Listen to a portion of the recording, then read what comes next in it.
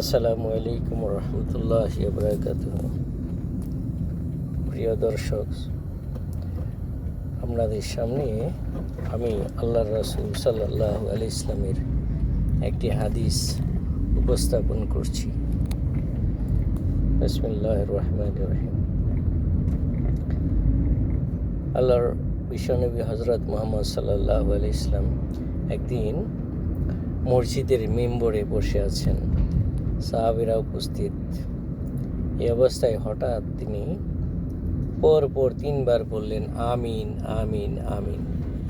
এই অবস্থা দেখে সাহাবায়ে কেরাম রাসূলুল্লাহ সাল্লাল্লাহু আলাইহি ইসলামকে জিজ্ঞাসা করলেন, ইয়া রাসূলুল্লাহ, আপনাকে তো এইভাবে 3 বার পরপর আমিন বললেন কেন?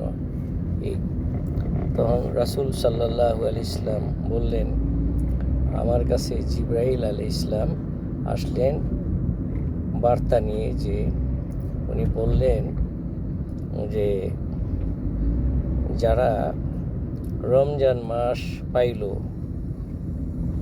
অথচ গুনাহ মাফ করাইতে পারল না, তার ধ্বংস হোক। আমি বললাম আমিন। আর তৃতীয়ত বলল, যারা কোনো মজলিসে আপনার নাম উচ্চারণ হলো অথচ আপনার উপর দুরূদ পাঠ করলো না, তাদের ধ্বংস হোক। আমি বললাম আমিন। তৃতীয়ত হলো, যারা মা বাবা দুইজনকে অথবা একজনকে জীবিত পেল অথচ তাদের সেবা যত্নের মাধ্যমে আল্লাহর সন্তুষ্টি অর্জন করতে পারল না, বেহেশত হাসিল করতে পারল না, তার ধ্বংস হোক। আমি বললাম আমিন। প্রিয় দর্শক, আপনারা উপলব্ধি করুন কতটা গুরুত্বপূর্ণ বিষয়গুলো। রাসূল সাল্লাল্লাহু আলাইহি ওয়াসাল্লামের নাম শোনার সাথে সাথেই ওনার উপর দুরূদ পড়া কতটা গুরুত্বপূর্ণ। এক, দ্বিতীয়ত রমজান মাসের গুরুত্ব তো অবর্ণনীয়, বর্ণনা করে শেষ করা যাবে না। কোরআন হাদিসের বিশদ ব্যাখ্যা আছে। তৃতীয়ত হলে মা বাবার যে হক, এই মা বাবার হকটাকে কত বেশি গুরুত্ব দেওয়া হয়েছে, যে মা বাবার সেবা যত্নের মাধ্যমে একটা মানুষ চাইলেই সে জান্নাত হাসিল করতে পারে।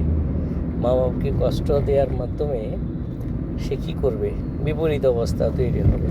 অর্থাৎ সে যত ইবাদত বন্দিকে যাই করুক না কেন, মা বাবা যদি তার প্রতি সন্তুষ্ট না থাকে, তাহলে তার জন্য জান্নাতে যাওয়ার রাস্তা বন্ধ হয়ে যাবে।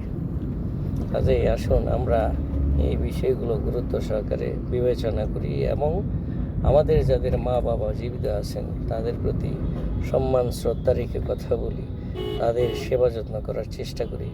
সাধ্যের মধ্যে যতটুকু আছে সেটুকু যেন আমরা করতে কখনো ভুল না করি। আল্লাহ আমাদের সবাইকে তৌফিক দান করুন। ওয়া তৌফিকা ইল্লা বিল্লাহ। আসসালামু আলাইকুম রহমতুল্লাহ।